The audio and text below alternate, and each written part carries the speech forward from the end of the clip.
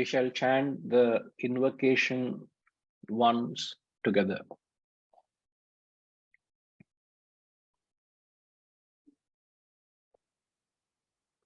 Om Bhadram Karnebhe Shrunuyama Devaha Bhadram Pashye Makshabhiryajatraha Sthirairangai Istushtuvang Swasthanubhihi Vyashema Devahitam Yadayuhu Swasti na Indro Vruddhashavaha Swasti na Pusha Vishwavedaha Swasti nastarksho Arishthanemihi Swasti no Brahaspatir Dadhatu Om Shanti Shanti Shanti.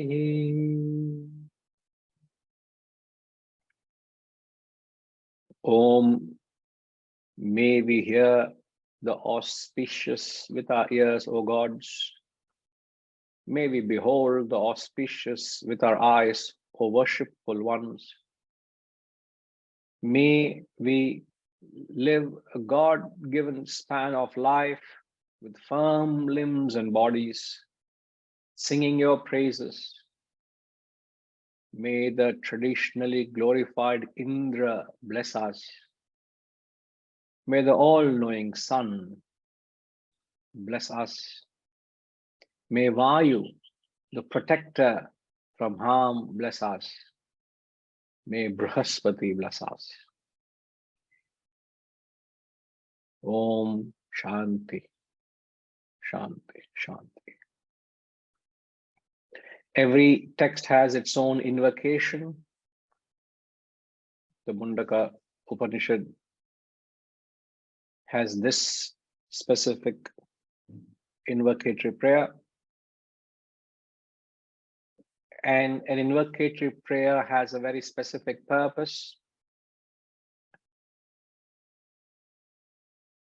Firstly, the prayer is chanted both by the teacher and the taught, the student and the disciple, the student and the teacher, the disciple and the guru, both chant together in one voice. So literally the classroom reverberates with the invocatory prayer. Now, there are certain essential benefits of an invocatory prayer.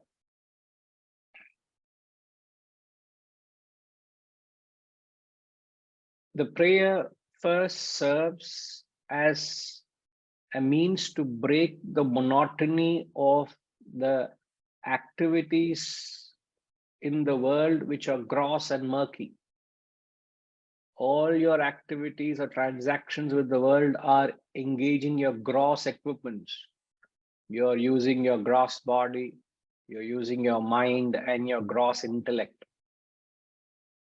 So it's all gross transactions that you are engaging in, right from the first act till the last act in the day. It's all gross transactions. So the invocatory prayer comes and gives a jerk to that monotonous, continuous, gross, murky, worldly transactions. It gives a break. It snaps the monotony.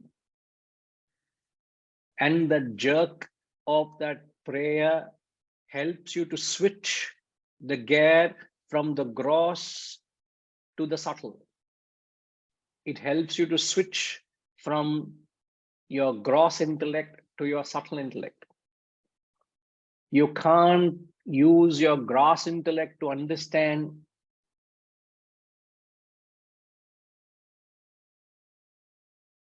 the content or the deeper imports of the Vedantic text.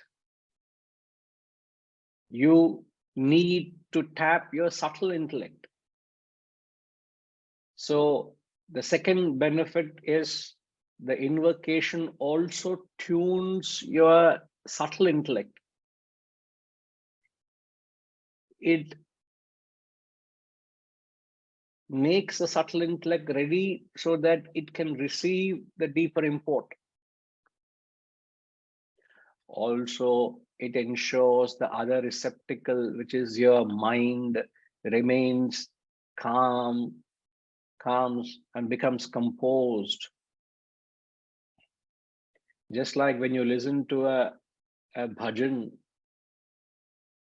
or the finest form of devotion is Carnatic music, the classical music. When your mind is devoted, it is very calm and composed. So prayer also serves that purpose, to calm the mind and appease the mind, so that the receptacles, which is your mind and intellect, are tuned in to receive the subject. So these are the benefits which the teacher and the taught both need to attune. Now, the contents of the prayer, just a quick recap.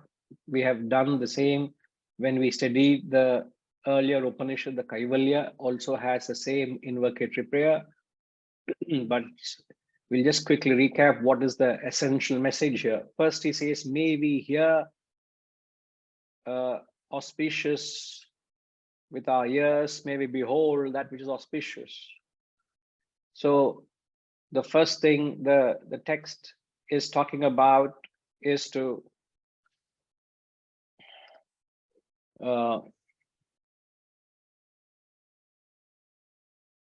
ensure that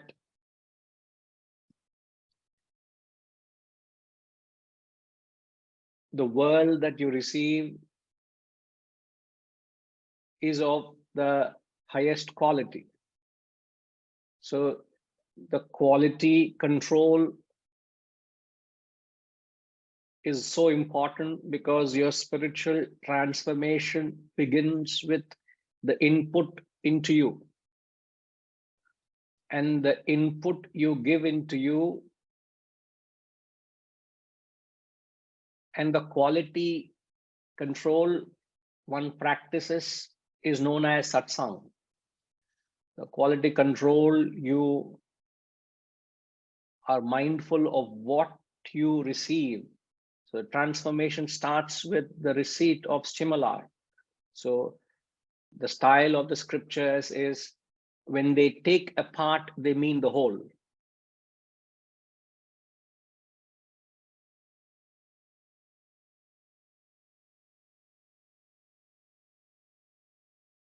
One minute.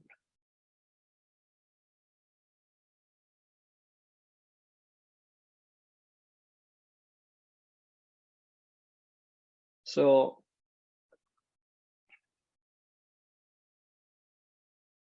the style of the scriptures is, they mean that which is a part. So when they use eyes and ears, they mean all the senses. It's just not eyes and ears. It's not that you don't take care of your skin, you don't take care of smell, you don't take care of tongue. So you smell that which is auspicious, you taste which is auspicious, you touch which is auspicious. Means you don't fall a prey to your senses.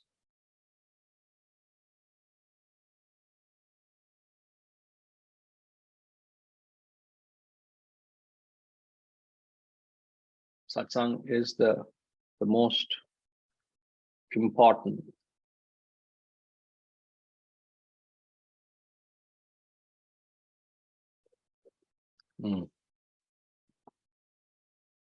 Now, and then he says, may we live the God-given span of life. No God gives you life, and no God determines how long you live. It is your vasanas that determine how long one lives.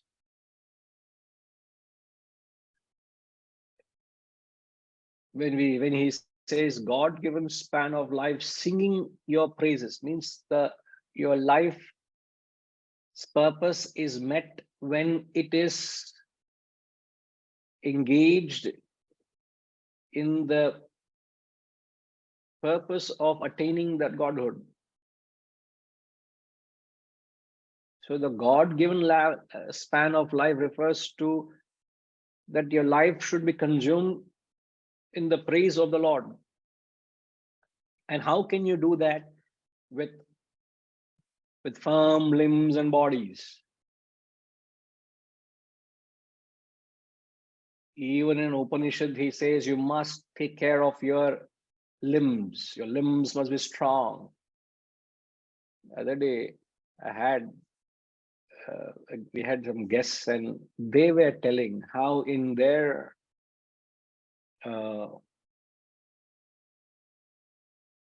religion or their samstha, the religious path they have adopted, and the gurus there take to food and indulge in the food thanks to the devotees, thanks to the love and devotion of those who offer. And he was saying how they end up putting so much weight, and how they conveniently use that rope to cover their bellies, so they try to hide. They put a robe, all ochre robes, and then how they are somehow trying to cover it up. And he says it's so obvious. We try to keep ourselves fit and healthy, and they put on the robe of spirituality, and first thing is they don't practice this.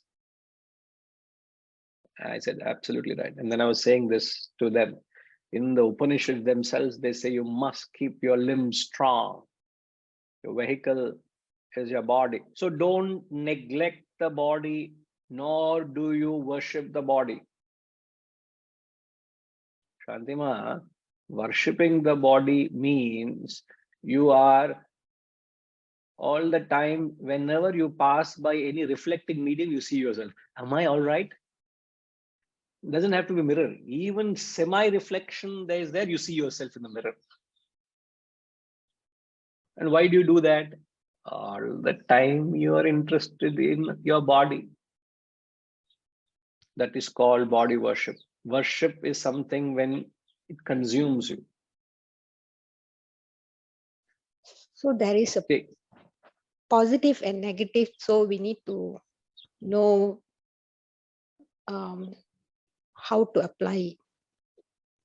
Right? No, the word worship, for example, when you worship your body, we are saying it is a negative connotation.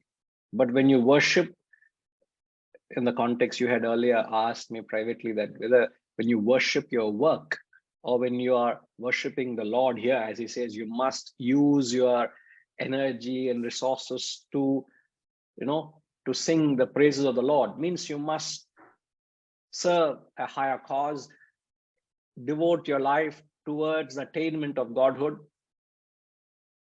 That also is worship. Worship only means something which consumes you. So don't worship your money, don't worship your health, don't worship the materiality. It means don't let your thoughts be consumed by that. You use that to something higher, something better. So the word worship is just a generic term. Where you use it, if you use it for worshiping your body, it has a negative connotation.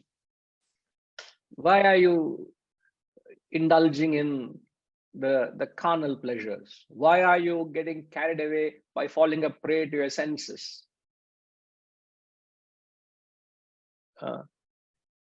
Since we talk of sense indulgence, there are two opposites. One is sense indulgence, another is sense control.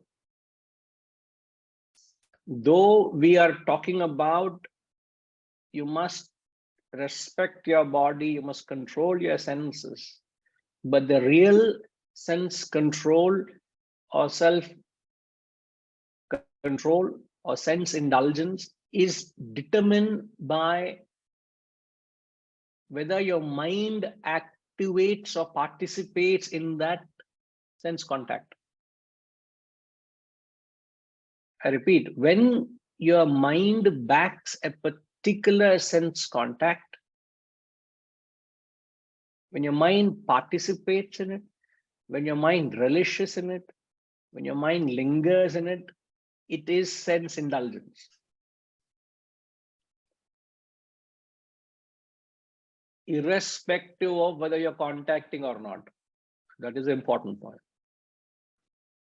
I may or may not be contacting the sense object, but the moment the mind activates that sense contact, means, I like that. And you start rushing into that experience, or you linger after the experience, it is sense indulgence. But when the intellect sets a contact with the sense objects, you may like it, but the mind doesn't set the precedent. Mind doesn't set the contact. It's intellect that sets the contact and self-control. This nobody knows, hardly anybody practices. So the world only looks at self-control or sense indulgence from a physical perspective. It is not a physical discipline. Though there is damaha is physical control, shamaha is mental control, but the real control is at the mental level, not physical. But yet, here we say you must not, don't worship your senses. Don't give in to your senses. Don't let your senses be fed all the time. Don't fall a prey. Scrutinize what stimuli goes into your senses. Okay, Shantima. Thank you, Guruji. Right now. Yes, Vijayji. Pranam Guruji. I thought there's another form of this worshipping the body within quotes is being hypochondriac, which means you're constantly acutely aware of whatever happens to your body, and you react to each and every small thing, and then you sort of would like to imagine a whole lot of ailments which aren't really there.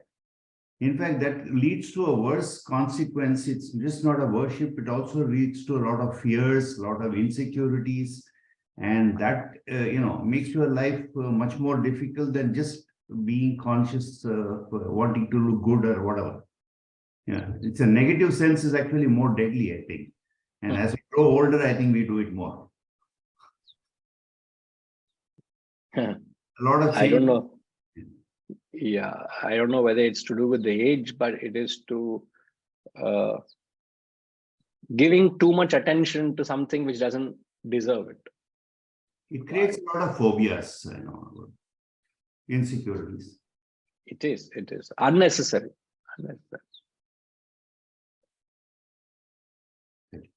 Thank you, Ji.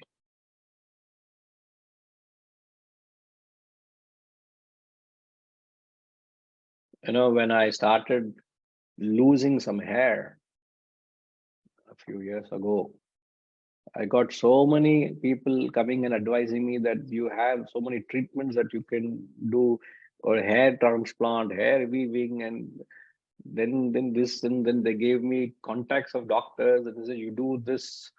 Some fellow went to the extent and said, I will sponsor it, please get it done. You look young, and why are you not doing it? To that extent they went and said.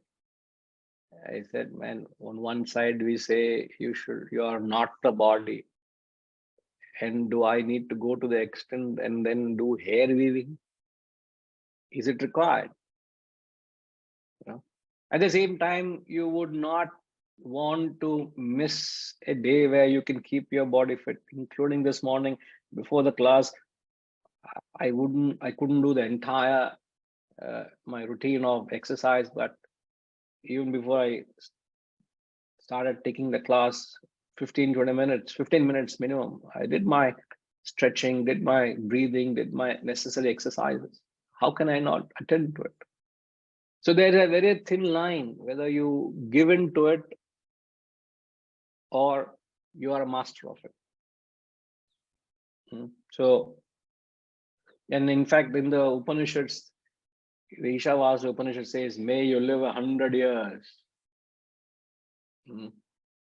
Means a long live God span of life. And in the concluding part of the invocation, he says, may the traditionally glorified Indra bless us. Indra is the king of the gods, and the gods are the senses, and the king of the gods, Kashish, is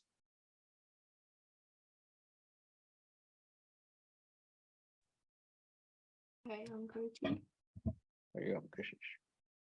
He says, may Indra bless us, right? And Indra is said to be the king of gods. You know that, isn't it? The story. And the gods here represents the senses. So may the king of gods bless us. So who is the king of the senses? Would that also still be Indra in this case? If No, the gods Indra- represent the senses. Gods, the king of gods is Indra. But who is, how are we connected? Who those gods are and who is the god of gods? How does it have relevance to my life? See, when you intellectualize, devotionally you say, oh, may all those lords bless us, understandable. But when you intellectualize, how does it have a relevance into my work now? How do I rationalize it? Therefore, we say the gods symbolize the senses. Now the question is, who is the god of senses? And why should the god of senses bless us?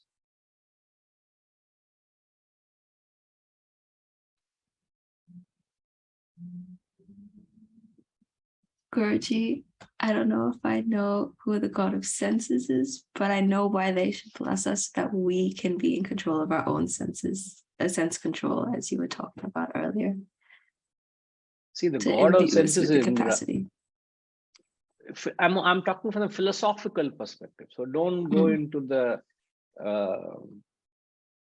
religious or the implication of who the god or goddess is. Not that part. I'm talking philosophy. Who is the lord of the senses? Who is that which commands the senses? Indra You're still stuck to Indra. or us? Those are my two guesses, Guruji. No issues. No issues. I can understand. No problem at all, Kashish. Pushpama, who is the lord of the senses? Intellect, Guru. Intellect. No, it's not the intellect.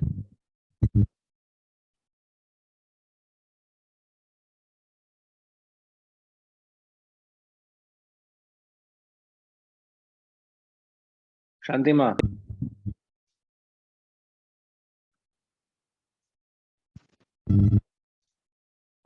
It's a mind, Guruji. the lord of the senses is the mind.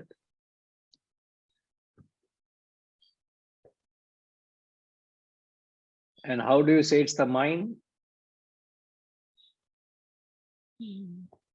Mind's always like runs the senses.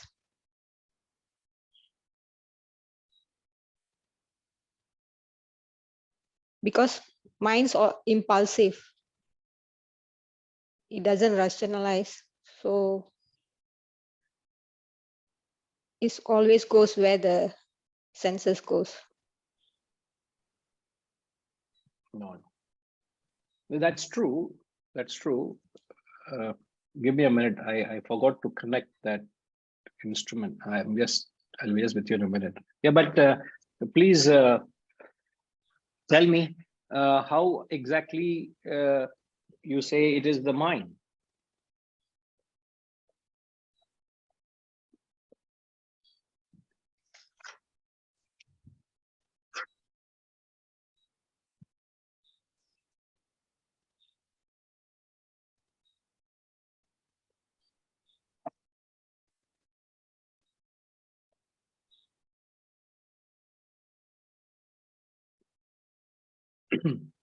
I wanted to use that.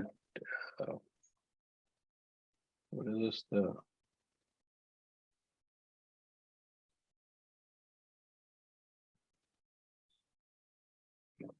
Enama, the meeting ID, Enama there. Got it. I got it. Okay.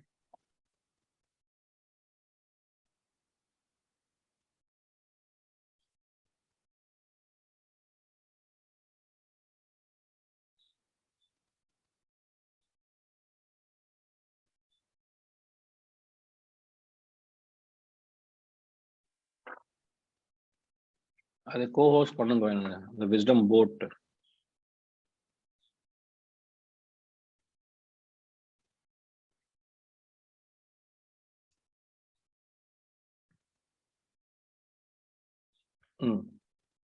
So the point I'm trying to ask is, how do we say that the mind is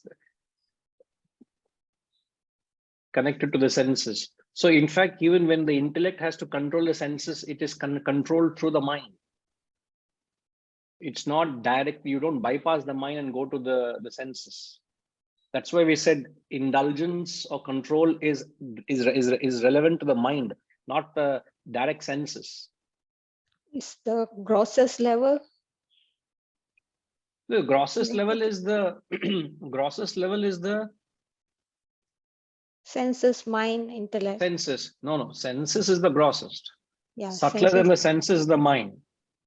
And subtler than the mind is the intellect. So intellect can only control the senses via media is the mind. See, even in the example of the chariot, we have the 5 horses. The charioteer is the intellect. The charioteer controls the horses only through the reins. Without the reins, how will the charioteer control the horses? So the mind is the via media. Without that, you can't directly control the senses. Okay. Now I hope Ramji, you understand what I'm asking here? How do you say that how are the senses and the mind connected? Yes, sir. Hari Om. Yeah, like you just said, because the senses get the stimulus from the mind, and the enjoyment of senses also is done by the mind.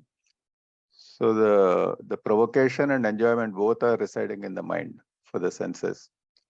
That could be the reason why the mind is the controlling one for the senses. Yes, the mind is that which triggers every perception. Yeah. In fact, we say if you could be hearing what I'm saying, but you will not be able to listen to it attentively if your mind is not in the classroom. Yeah. Example, you're here, your sound is falling on your eardrums, but then your mind is somewhere else. That particular perception of sound is not complete. So the real perception is defined by the mind. Right, sir? Yes, sir. And what I wanted to actually share is there is this simple diagram that we say this is the mind, and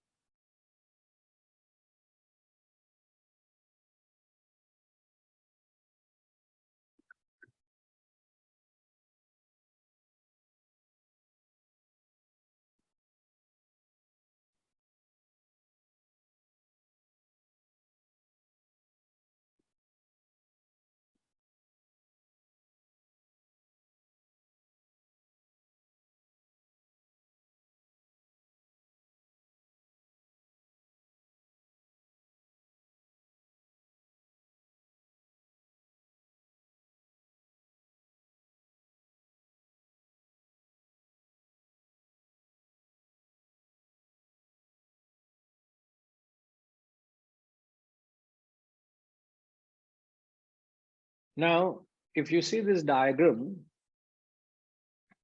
the mind is that oval shaped, and then you have the sense organs, eyes, ears, nose, tongue, and skin, and then the sense objects, respective sense objects for each particular sense organ.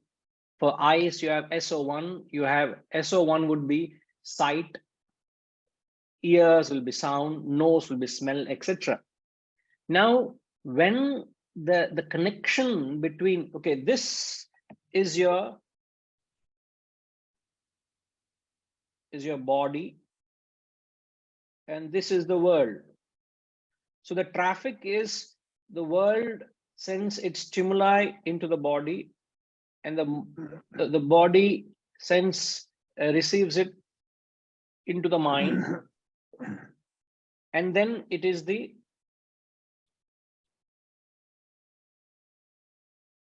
intellect that controls the mind and the body. This is the hierarchy. Correct, Ramji, isn't it? Yes, sir. So the intellect, the mind, the body, and the world. Now the connection we are drawing between the mind and the senses. What is the connection? The connection is this sense center, SC1. So each sense organ has a respective sense center located in the mind. So there's a sense center for perception of sight, for perception of sound, smell, taste, and touch in the mind. So their sense centers SC1, 2, 3, 4, 5. So it is this connection between the mind and the body. So when the intellect has to control the senses, it controls the mind and the sense centers. So when the mind is controlled, the sense centers and the sense organs are automatically controlled. So when you have no control of the sense organs, means you have no control over the mind. You can't say that I have control over the mind, but I have no control over the senses. There's a fallacy there. So sense control is mind control. Mind control is sense control. Now, you all are able to follow this? Now, just a little addition. Now, we did speak about, we said self-control or sense indulgence. Now, for example, let's say there is the perception of sight. Now,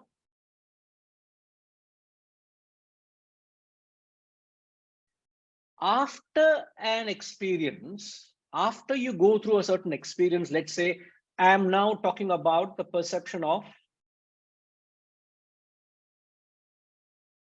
let's say, ear, or you can take, let's say, for sight.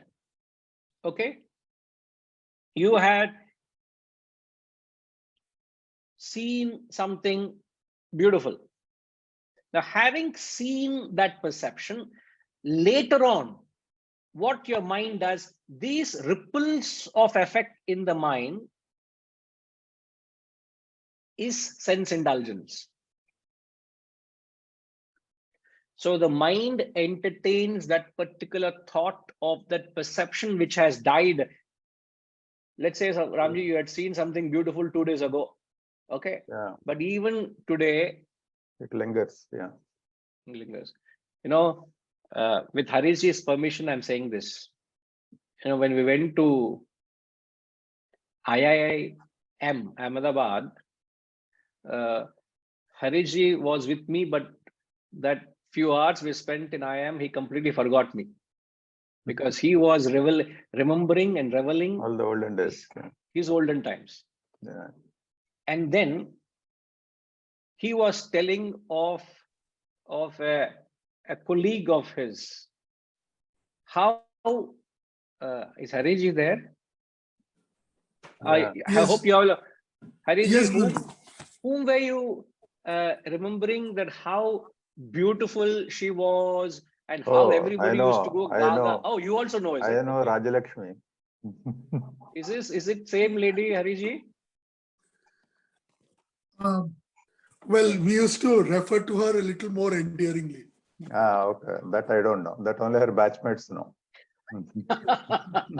No, let's perhaps leave that endearing part outside the classroom. Yeah. But He has studied, they were colleagues 40 years ago. Even 45 years ago, what is happening? Moment I go to IIMA, I also was introduced of Mrs. Rajalakshmi. Now, but what has happened in their mind, Ramji, what's happening? So that It's indulgence, become, no, this has become so strong. My pen is not writing anymore on that. So much of reiteration of that experience, you have not forgotten that personality. yeah. And what does this create? Now anybody can tell? Okay, Ramji, you give it a try and then I'll ask somebody else. What does this create? It creates, I don't know, it creates an attachment, or it creates a kind of, it's a memory, but you get attached to that memory. The lingering over your past impressions, which are memories or experiences from the past, what does that indulgence create?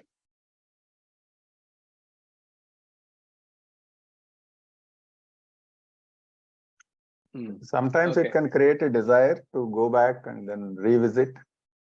That's all I'm getting at, sir. Okay. Your indulgence is always mental. Get this right. So mental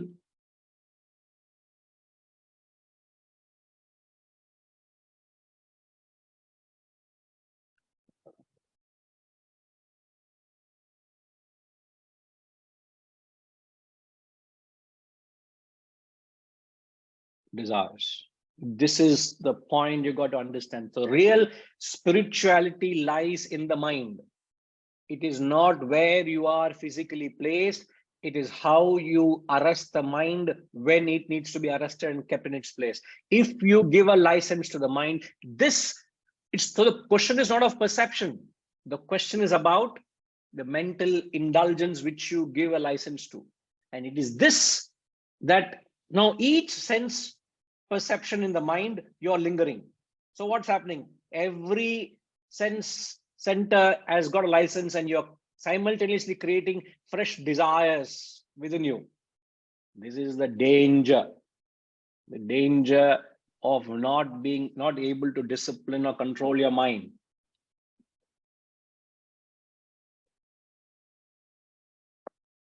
All right, I'm stopping sharing. I hope you have got that concept. Thank you. Yes, sir. So that's how, Shantima, is the senses are connected to the mind. The mind is connected to senses through the sense centers. So when we say, may the traditionally glorified Indra bless us, means may the mind cooperate with my journey. I am trying to understand the transcendental reality. I want my mind to be with me. I don't want to have a tug of war with my mind all the time, pulling the mind from the world and say, why can't you be in this classroom? Why can't you think of the higher? Why can't you worship the Lord? Let my mind also cooperate. The biggest challenge is the mind, isn't it? It doesn't cooperate. It keeps running into the world. Why does it run into the world, Gayatri Ma? Why does the mind run into the world? Because of its desires and vasanas only. Because of the vasanas and desires that you have created. How did you create vasanas and desires? By our mental impressions lingering. By your past unintelligent actions, you have created present vasanas and desires that is dragging your mind out. At least now don't do that mistake of unintelligent impressions. So to the extent you have every invitation of the world, you want to run. Oh, there's something happening there, I want to go there. Something happened here, I want to do that. I want to see this, I want to do that. Why are you so extroverted running? Sit down, calm. An extroverted mind is unfit for spirituality. Only an introverted mind. So may the mind bless us. And then he says, may Brihaspati bless us.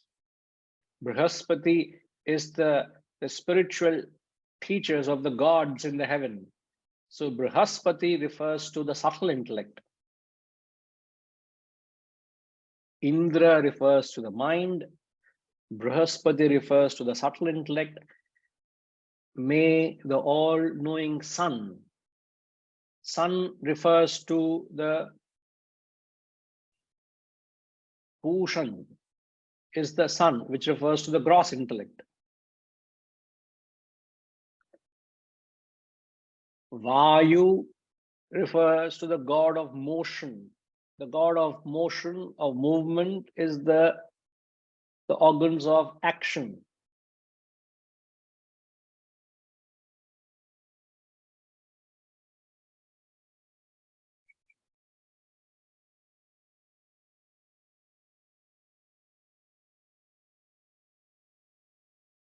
So it is just saying, may my entire personality cooperate in this journey of the seeking of the self. May my organs of perception, organs of action, may my mind, may my gross intellect, may my subtle intellect all be in this journey, because if anyone doesn't cooperate, I will be struggling. That's all. And then we say, Om Shanti. The first Shanti is Adi Daivikam, to quieten the cosmic disturbances. Shanti Adi Bhautikam, all the external disturbances. And the last Shanti is almost in mental whispers, refers to Adi Daivikam. Sorry, Adhyatmikam. Adhyatmikam is the internal disturbances. You may have lack of faith in the Guru. You may have lack of faith in the teachings. You may have some tamo guna, rajo guna. You are all appealing that everything, all these obstacles are removed so that you can embark on this knowledge of seeking liberation by Mundaka, by shaving off your desires. I don't want to be chasing my desires. I want to shave off my desires. So this is again, an invocation has to not only be understood, but felt. So when you chant the invocation, you must feel this and fine tune all your receptacles and your equipment so that you embark on the journey. All right.